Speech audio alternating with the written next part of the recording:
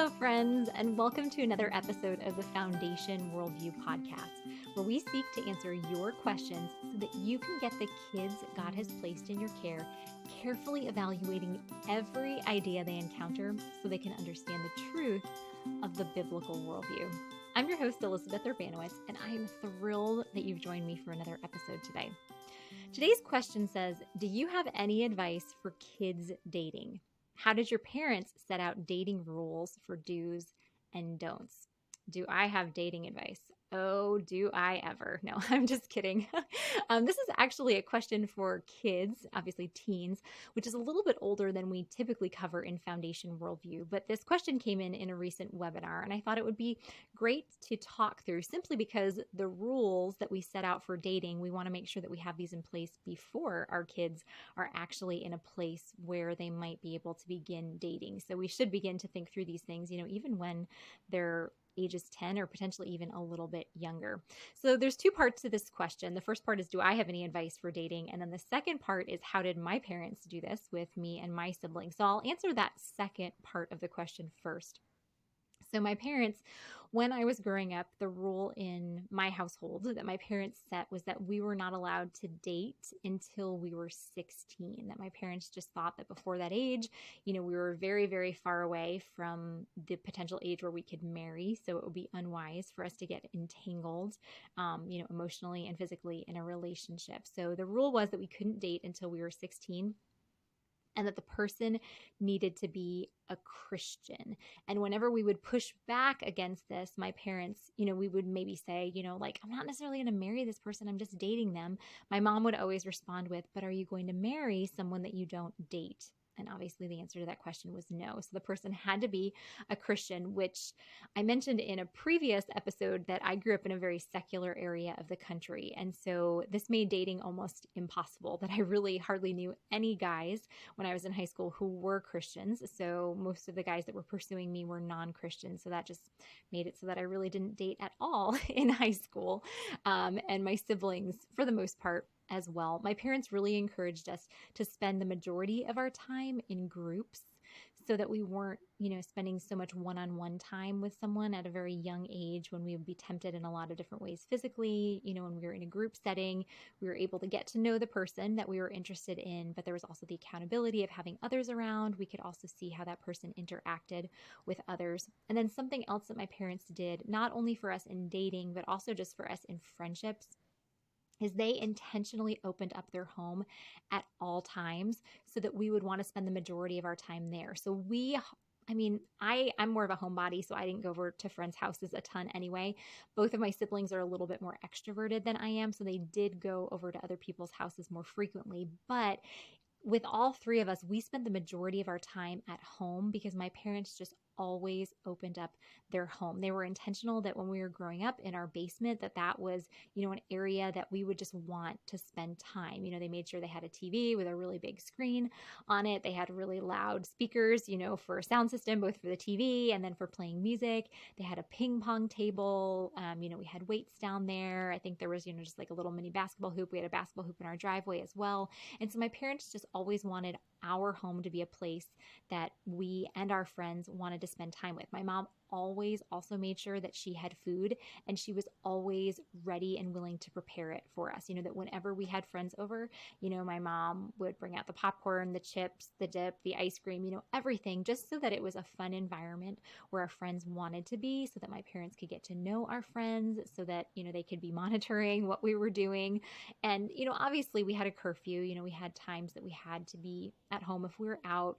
There were times, after midnight, obviously, like nobody could be at our house, but my parents, were never like, oh, we want to go to bed, so you guys have to leave. They always wanted to make sure that our home was a very inviting place so that they got to know us.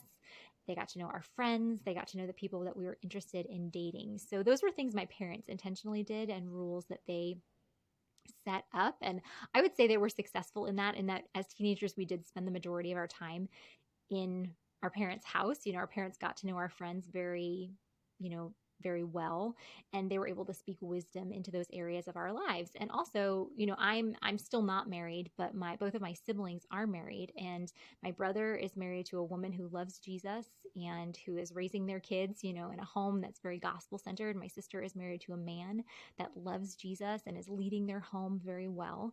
And so I would say, my parents were fairly successful by God's grace. They would say, by God's grace and a ton of prayer, that my siblings who are married, they have married people who love Jesus. And so the first part of the question was asking me what I personally thought about rules for dating when thinking about teenagers. And so my advice would be, I think the things that my parents did were excellent. I think actually setting an age, that kids can't date underneath a certain age. I think that's a great idea. I think making sure they spend the majority of their time in groups is a great idea. I think making sure that your home is a place that's open and inviting for them to come. I think that's a wonderful idea as well. And then I would say biblically, I would take the model that's set forth in the New Testament, in the epistles, where in most of Paul's letters, if you read them as a whole, you'll see that he spends the first half of most of them on what we would call orthodoxy. And so that's right belief. So he lays the foundation for who is Jesus? What has he done for us? What does this mean? And then the second half of most of Paul's letters, he shifts into orthopraxy. And that's how does this sound theology translate into how we live. And so when we're thinking about laying the groundwork for our children being able to date, or if you want to call it courting, or if you want to, just intentionally getting to know anyone of the opposite sex, anyone who could potentially be a spouse, we want to lay forth this orthodoxy. And first, just making sure that our children know that any person they're dating or courting or in an intentional relationship with, or even just interested in, that person is an image bearer. That our culture primarily looks at people who we're attracted to in thinking of what can that person do for me? What value do they bring to me? What attention are they going to bring to me? Where that is just the opposite of what Scripture teaches. Scripture teaches that person is not someone that we can use for our advantage or our pleasure, but that person is an image bearer of the Holy God. So that's the foundational thing. Our children need to know that anyone they're interested in is an image bearer. Then they need to know that the goal really in dating or courting or intentionally getting to know someone is, while you're intentionally getting to know that person, to point them to Jesus. The ultimate end goal of dating or courting or whatever is marriage. That's where that relationship should be heading. And so if your children are not at an age where they're old enough yet to get married, they probably shouldn't be one-on-one dating yet. But the goal of that one-on-one relationship is marriage. And so if marriage is this picture of Christ and the church, then any marriage should be pointing both the people in it and the people surrounding it to Jesus. So that should be the goal of a dating relationship, that we're pointing this other person and anyone else watching towards Jesus.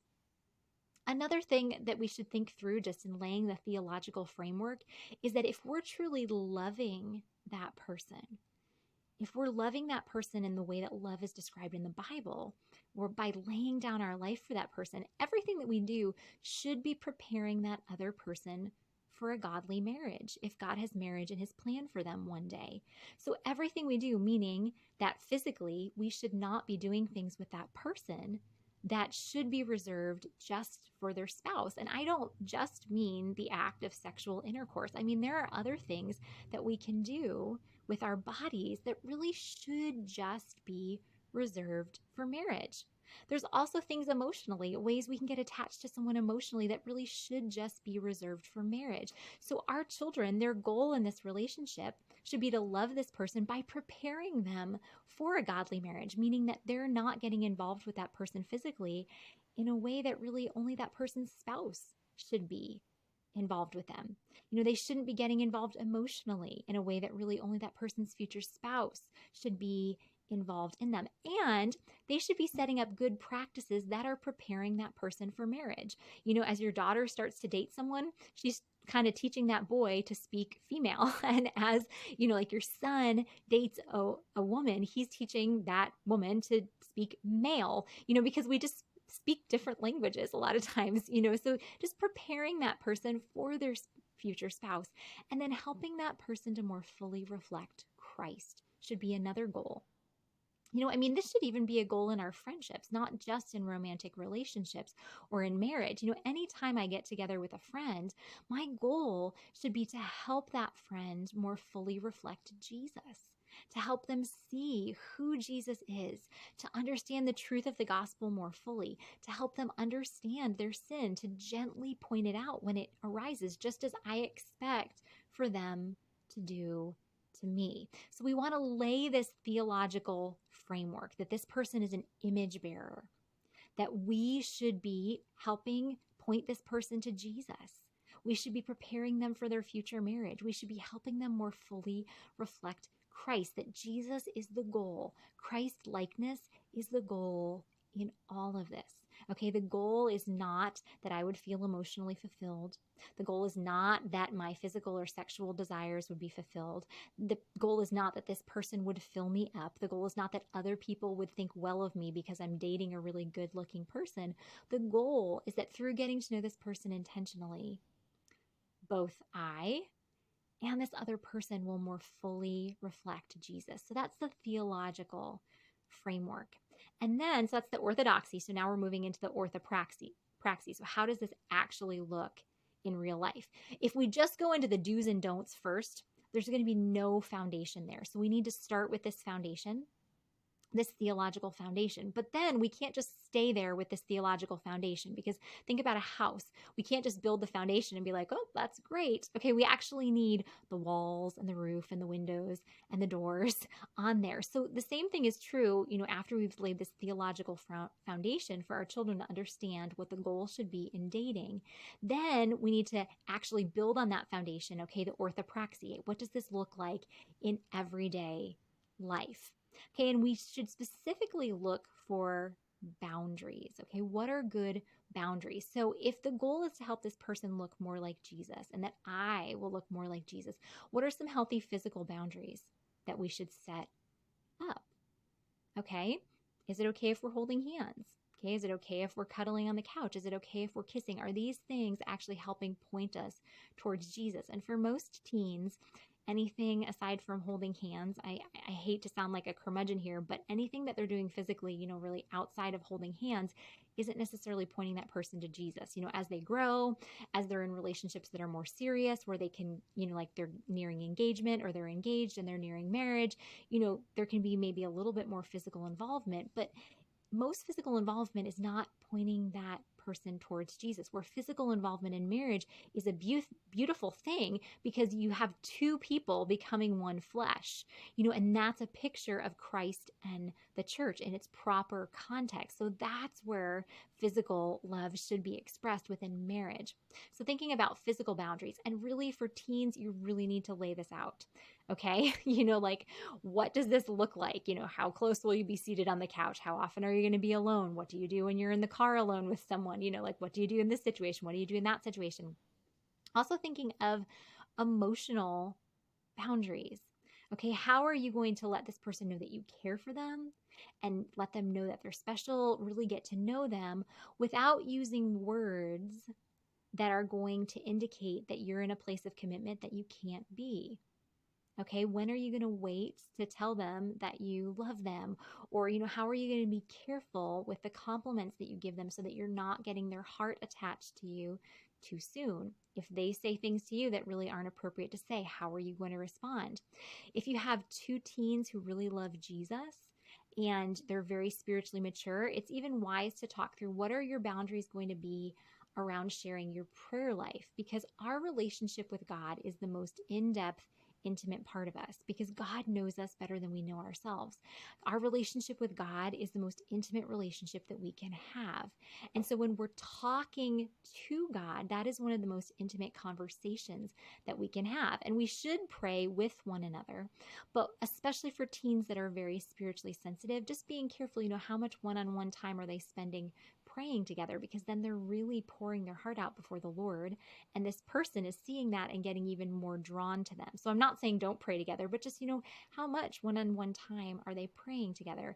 And then also thinking about just how much one-on-one time are they spending together, that it's really difficult not to get prematurely emotionally attached to someone if you're spending a ton of one-on-one time with them. Then the final boundaries that I would recommend looking through with teens are time boundaries. It's when people are excited about one another, it's really easy to ditch all your friends, ditch your homework, ditch everything else, and just spend time together. But talk through, what does this look like, appropriately?